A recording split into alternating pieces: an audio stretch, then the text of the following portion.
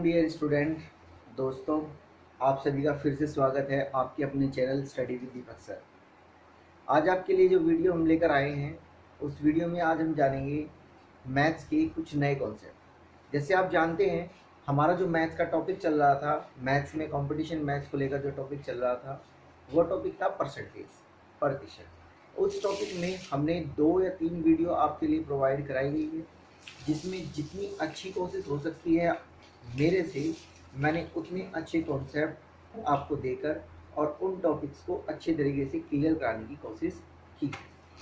I hope so way videos आपके लिए काफ़ी हेल्पफुल रही होगी और आप लोगों का उन पे जो प्यार आप लोगों ने दिखाया है, जो उनको आपने वीडियो व्यूज़ दिए हैं, वो मुझे बहुत अच्छे लगे। उसके लिए धन्यवाद सभी को मेरी ओर से। उसी तरीके से अब मैं आपके लिए एक नई और वीडियो लेकर आया हूँ, जिसमें आज हम जानेंगे कि अगर परीक्षा में क्वेश्चन पूछे जाते हैं, परीक्षा पर आधारित क्वेश्चन पूछे जाते हैं, उन क्वेश्चंस को हम किस तरीके से कर सकते हैं और किस तरीके से नहीं कर सकते। समझ गए बात को? सबसे पहले एक बात जानने की कोशिश करते हैं, ध्यान से समझना बात को। पहले कॉन्सेप्ट को हम जानेंगे, समझेंगे, उसके बाद क्वेश्चंस को होल्ड करना सीखेंगे।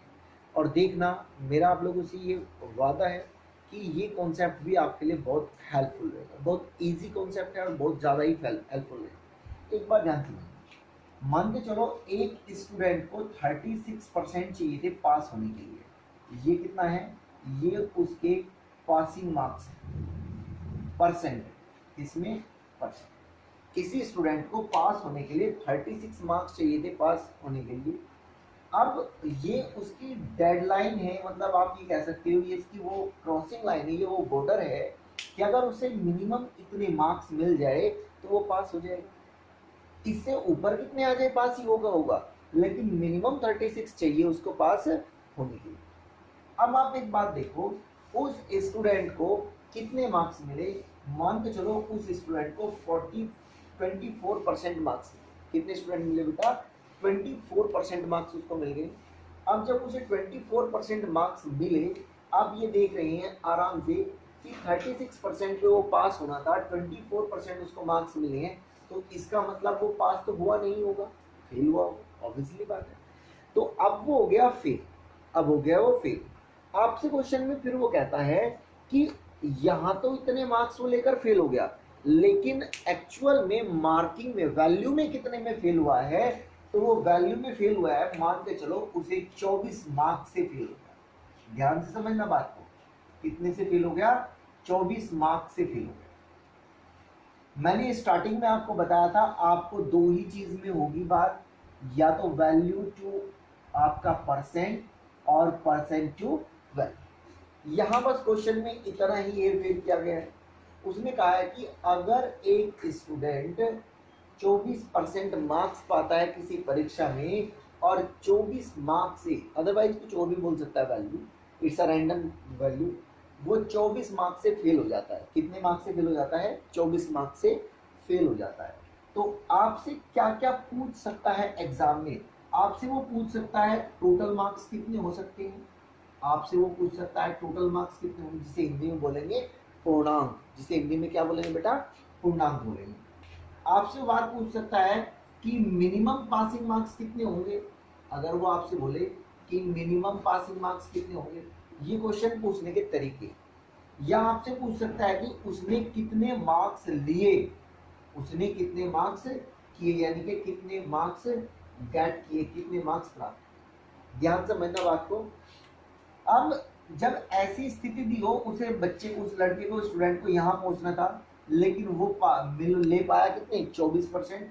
तो आप क्या काम करेंगे, इसमें अपने इसका डिफरेंस देखेंगे। इसका डिफरेंस कितना है? 12%। सॉरी, हाँ, इसका डिफरेंस कितना है? 12%।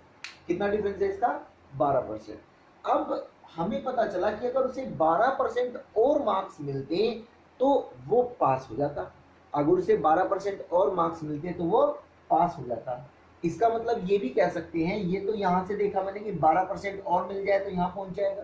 अगर मैं यहां से देखूं तो यहां से क्या है कि 12% उसको कम मार्क्स मिले हैं, 12% उसको कम मार्क्स मिले हैं, तभी तो वो फेल हो गया।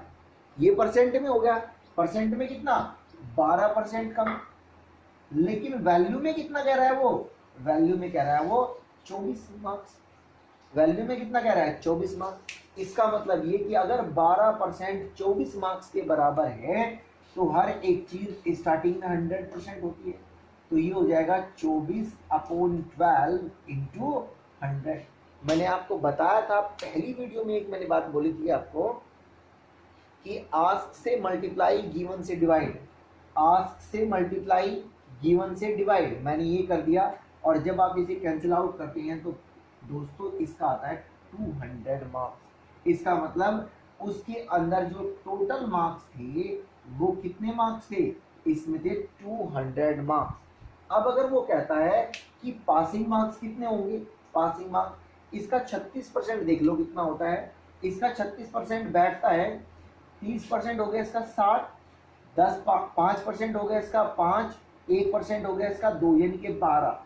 इसके मार्क्स, उसे पासिंग मार्क्स कितने चाहिए थे, 72 मार्क्स चाहिए थे। कितने चाहिए थे, 72 मार्क्स उसे पास होने के लिए चाहिए थे, 72 मार्क्स।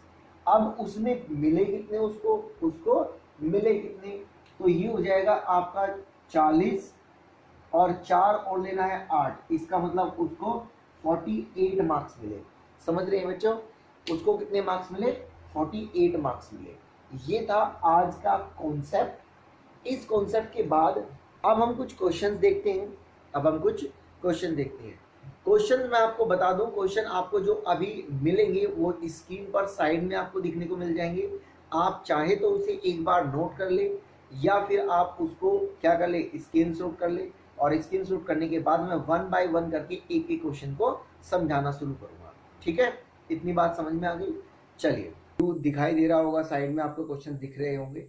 इन क्वेश्चंस को जैसे आप करेंगे तो सबसे पहला जो क्वेश्चन आपको मिल रहा है इसमें ये है कि एक स्टूडेंट जो है, एक छात्र जो है 40% मार्क्स उसे पास होने के लिए कितनी की जरूरत है, मतलब उसे जो आवश्यकता है आप कह सकते हो, उसे जो नीड है, कितने मार्क्स की नीड है पास होने के लिए, 40% मार्क्स की जरूरत है। कितने की जरूरत है, 40%। लेकिन उसे जो मार्क्स मिलते हैं, वो जो उसे प्राप्त होते हैं, उसे जो मार्क्स प्राप्त होते हैं वो होते हैं 78, 178। इतने मार्क्स उसे मिल गए और फिर भी वो फेल हो गया। कितने मार्क्स से फेल हो गया, 22 मार्क्स से फेल हो गया। जरा बात समझना, अगर उसे ये 78 और 22 मार्क्स मिल जाते तो वो इतने पर पास हो जाता कम से कम। तो इसका मतलब क्या हो गया कि इतने मार्क्स 40% के बराबर हो गए। डन है बात। तो यहां से बात समझ में आएगी 40% इज इक्वल टू, अगर मैं इसको ऐड करता हूं तो ऐड करने के बाद ये हो जाएगा 200 से मल्टीप्लाई गिवन से डिवाइड टोटल मार्क्स। अगर आपसे पूछे जाए कि टोटल मार्क्स कितने होंगे तो यहाँ से ये 5 हो गया और ये हो गया 500। इसका मतलब टोटल मार्क्स कितने हो गए, 500। टोटल मार्क्स कितने हो गए बेटा, वो हो गए 500। अगर वो आपसे पूछता कि ये पूछ लेता कि 40% ही कितने होंगे, पासिंग मार्क्स कितने होंगे, तो 10% होता है 500 का 50 और इसके 40 हाँ ये तो पूछेगा ही नहीं क्योंकि 40% तो हमने ये 200 दिया ही है, ये तो पूछेगा ही नहीं आपसे। ठीक है, आपसे ये पूछ सकता है कितने परसेंट प्राप्त उसने मार्क्स प्राप्त किए, कितने परसेंट। तो ऑब्वियसली बात आप देख सकते हैं कि 22% कितना होगा वो उसमें से माइनस कर देंगे तो उतने परसेंट इसमें आ जाएगा। नेक्स्ट क्वेश्चन देखते हैं। नेक्स्ट क्वेश्चन था कि एक विद्यार्थी किसी परीक्षा में 30% मार्क्स प्राप्त करता है और उसे 108 मार्क्स से फेल हो जाता है। एक दूसरा छात्र परीक्षा में 52% अंक प्राप्त करता है और 24 मार्क्स से वो पास हो जाता है। देखो, एक जो स्टूडेंट है ए है, उसे कितने मार्क्स मिले, 30% मार्क्स मिले और वो फेल्ड हो गया। यानी कि आप लिख सकते हो, इसे ऐसे कर लो कि उसे 108 मार्क्स कम मिले पास होने से, 108 मार्क्स कम मिले। लेकिन जो बी है उसी परीक्षा में वो 52% लेता है और 52% लेने के बाद उसे कितने ज्यादा मिल जाते हैं, 24 अंक ज्यादा मिल जाते हैं। जब ऐसी कंडीशन हो कि डेडलाइन जो है यानी कि जो मिड पॉइंट है, एक कंडीशन उससे आगे की दी गई हो और एक कंडीशन उससे पीछे की दी गई हो, ध्यान समझना बात को। जब ऐसा हो, मतलब ये ए जो स्टूडेंट है वो पास होने से पहले है, बी जो स्टूडेंट है वो पास होने के बाद है, बी जो स्टूडेंट है वो पास होने के बाद है। यहां पर ये इसे 30% मिले और यहां तक पहुंचने के लिए इसको 108 चाहिए, यहां तक पहुंचने के लिए इसको 108 चाहिए। यहां उसे ये 52% तक पहुंच गया और यहां से आगे वो 24 मार्क्स जाता है, यहां से आगे वो 24 मार्क्स जाता है। तो इस स्थिति में आप क्या काम करेंगे, इनको तो ऐड कर देंगे, इनको क्या कर देंगे, ऐड कर देंगे और इनका ले लेंगे डिफरेंस। अगर हम इनका डिफरेंस ले तो ये 12 के बराबर आता है, 12 के इक्वल आएगा। और अगर आप इनको ऐड करोगे तो ऐड करने के बाद ये कितना हो जाएगा, 30 8 42 हो जाएगा। आई थिंक सो 142 हो गया, देखना जरा, 132, सॉरी, ये 132 हो गया। ठीक है, तो यहां से बात समझ में आए कि 12% जो है 132 के इक्वल है। तो टोटल मार्क्स कितने हो जाएंगे, इसको डिवाइड कर लेते हैं। तो ये हो गया 11 आ गया शायद, ये कितना आ गया, 11 आ गया। 12 एकन 12, 1 12 एकन 12 और इंटू 100, तो 1100 मार्क्स थे उसमें। कितने मार्क्स थे, 1100 मार्क्स। आपसे यहाँ पर वो ये भी पूछ सकता है कि कितने मार्क्स पास होने के लिए चाहिए, कितने मार्क्स पास होने के लिए चाहिए। तो पहले 11 का 30% निकाल लो, 1100 का पहले 30% निकाल लो। 1100 को अगर 30% देखें तो 330 आ जाएगा। 1100 का अगर हम 30% देखते हैं तो 330, और ये 108 कम थे तो 108 हमने इसमें ऐड कर दिए। तो 8 3 4 इतने मार्क्स पास होने के लिए चाहिए। इतनी बात समझ में आ गई, आई होप सो ये वाली बात भी आपको समझ में आ गई होगी। एक बार अगर ना समझ में आए तो वीडियो को बार बार देखिए ताकि आपको ये बात समझ में आ जाए, और फिर भी अगर कोई दिक्कत आती है तो एक बार मेरे को कमेंट करके बताएं। चलो नेक्स्ट क्वेश्चन देखते हैं। इसमें कहा कि एक छात्र किसी परीक्षा में 40% अंक प्राप्त करता है और वो 12 अंकों से फेल हो जाता है। कितने, 12 अंकों से फेल हो जाता है। फिर उसने कहा कि एक और दूसरा स्टूडेंट है, वो उसी परीक्षा में कितने अंक प्राप्त करता है, वो 48 अंक प्राप्त करता है और 44 अंकों से सॉरी उसमें उत्तीर्ण था, पास होने वाला था, और यहां पर भी ये पास होने वाला है। मतलब क्या हुआ कि एक जो स्टूडेंट था ए, उसने 40% अंक प्राप्त किए। कितने अंक प्राप्त किए, 40%, और करने के बाद वो 12 अंकों से पास हो गया।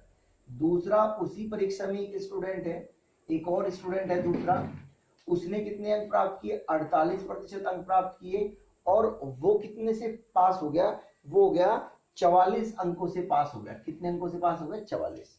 देखो दोनों कंडीशन में पास है, दोनों कंडीशन में पास है। पास होने का मतलब ये है कि इन जो ये मैंने चारों क्वेश्चन रखे, चारों क्वेश्चन में मैंने अलग अलग कंडीशन रखी, ताकि अगर आपको ये क्वेश्चन किसी बुक में कहीं पर मिले तो आप इसे कर सकें। एग्जाम के बेस पर एक तरीके के और क्वेश्चंस आते हैं, वो एक और पूछे जाते हैं, वो भी मैं आपको समझाऊंगा और उस कॉन्सेप्ट को भी आपको कराऊंगा। तो पहले इसको क्लियर कर लेते हैं। अब ये पासिंग मार्क्स से दोनों के दोनों स्टूडेंट आगे हैं, मतलब जितने मिनिमम मार्क्स चाहिए थे उससे दोनों के दोनों आगे हैं। जब ऐसी कंडीशन हो कि दोनों के दोनों आगे हो तो आप क्या काम करोगे, दोनों तरफ का डिफरेंस करेंगे। क्या करेंगे, डिफरेंस। अगर हम डिफरेंस देखते हैं इस तरफ का और इस तरफ का भी डिफरेंस देखते हैं, तो इस तरफ का डिफरेंस आता है 8% और इस तरफ का डिफरेंस आता है 32%। समझ गए बात को, और दोनों को रख देंगे इक्वल, दोनों को क्या कर देंगे, इक्वल रख देंगे। तो यहां से बात समझ में आएगी 8% इतने की, इसे डिवाइड कर लिया आपने 100 से मल्टीप्लाई, तो 400 टोटल मार्क्स हो गए उस परीक्षा के। कितने मार्क्स हो गए टोटल, 400 उस परीक्षा के टोटल मार्क्स हो गए। अब आपसे वही पुराने वाली बात थी, आपसे ये पूछ सकता है पासिंग मार्क्स कितने होंगे। अगर 400 पासिंग मार्क्स है तो इसका मतलब 40% कितना होगा उसका, इसका 40% हो जाएगा 160। 160 में 12 ज्यादा है तो 12 घटा देंगे, कितना हो जाएगा, ये हो जाएगा 8, ये हो जाएगा 5 में से 1 गया 4 और 1, 148। इतने मिनिमम मार्क्स होंगे जो आपको पासिंग कराएंगे, यानी कि जो पास आपको कराएंगे। ठीक है, चलिए मिनिमम कितने मार्क्स पे आप पास होंगे। उसके बाद लास्ट क्वेश्चन आता है जो आपको अभी दिया गया था, उसमें लास्ट क्वेश्चन में है, लास्ट क्वेश्चन में देखो, पहले क्वेश्चन में हमने देखा कि परसेंट दिया गया था और मार्क्स दिए गए थे। दूसरे क्वेश्चन में हमने देखा कि एक बार कंडीशन थी फेल की तरफ और एक बार कंडीशन थी पास की तरफ। अब हमने एक कंडीशन देख ली कि अगर दोनों कंडीशन पास की ओर हो तो क्या कैसे सोल्व करेंगे। अब देखते हैं कि अगर दोनों कंडीशन फेल की ओर हो, यानी कि अनुत्तीर्ण की ओर हो, जब फेल हो जाए उसकी ओर हो, तो क्वेश्चन को किस तरीके से होल्ड करेंगे। ठीक है। क्वेश्चन लास्ट था, उस क्वेश्चन में था कि अगर एक स्टूडेंट है, अमित नाम लिखा है इसमें, उसने किसी परीक्षा में 25% अंक प्राप्त किए और 25 अंकों से फेल हो जाता है। दूसरा क्या है कि एक और अन्य स्टूडेंट है, उसी परीक्षा में 32% अंक प्राप्त करता है और कितने से 4 अंकों से फेल हो जाता है। 25% प्राप्त किए और 25 से फेल। दूसरे में उसने क्या किए, 32% अंक प्राप्त किए, 32% अंक गेट किए और वो 4 अंकों से फेल हो गया। अब की बार दोनों फेल की तरफ है। पहले स्टूडेंट ने 25% प्राप्त किए और वो 25 से ही फेल है। दूसरे ने 32% प्राप्त किए, अब वो 4 से फेल है। ठीक है, यानी कि ये भी फेल है और ये भी फेल है। जब ऐसा हो तो इस तरफ का परसेंट का तो डिफरेंस ही लेंगे, परसेंट का तो क्या करेंगे, डिफरेंस ही लेंगे, परसेंट का डिफरेंस लेंगे।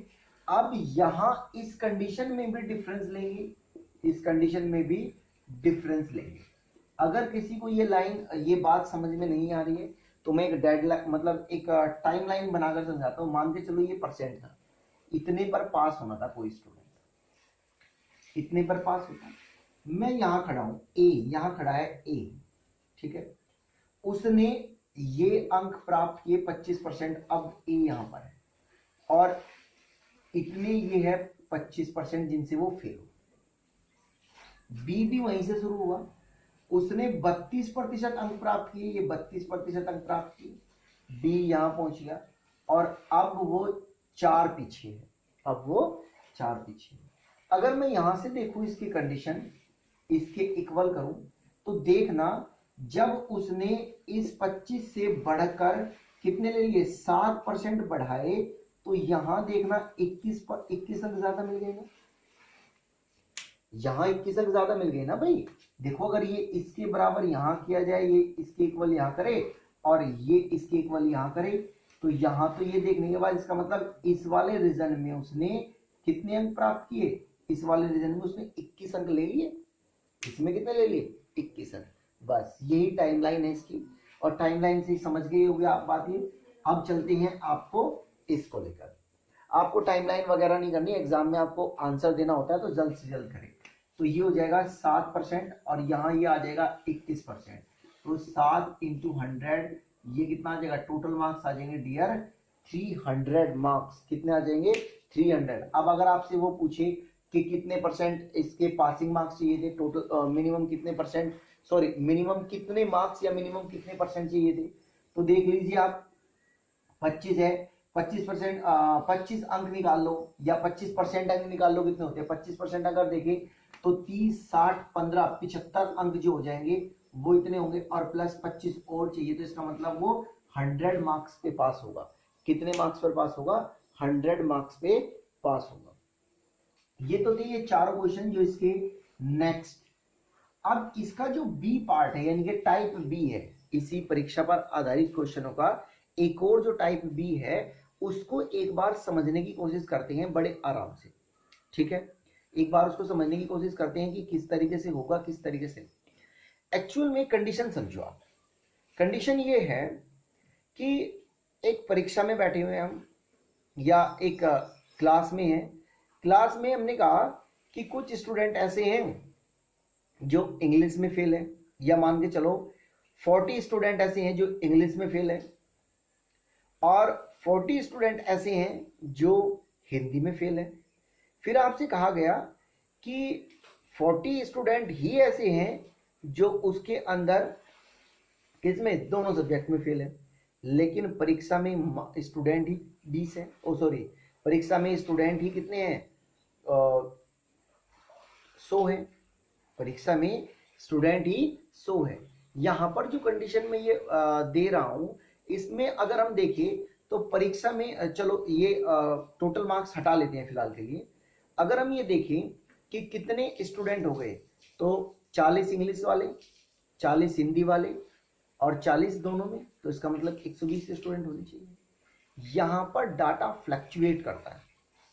डाटा फ्लक्चुएट करने का मीनिंग ये है कि टोटल स्टूडेंट कुछ और होते हैं और जो गिवन डाटा ये हम अब यूज कर रहे हैं कि इतने परसेंट फेल, इतने परसेंट उस सब्जेक्ट में फेल, इतने परसेंट दोनों सब्जेक्ट में फेल, इस कंडीशन में और टोटल स्टूडेंट की कंडीशंस में total number of student of class जितने भी होंगे और जो डाटा के अकॉर्डिंग स्टूडेंट्स होंगे उतनी, वो डिफरेंस हो जाता है।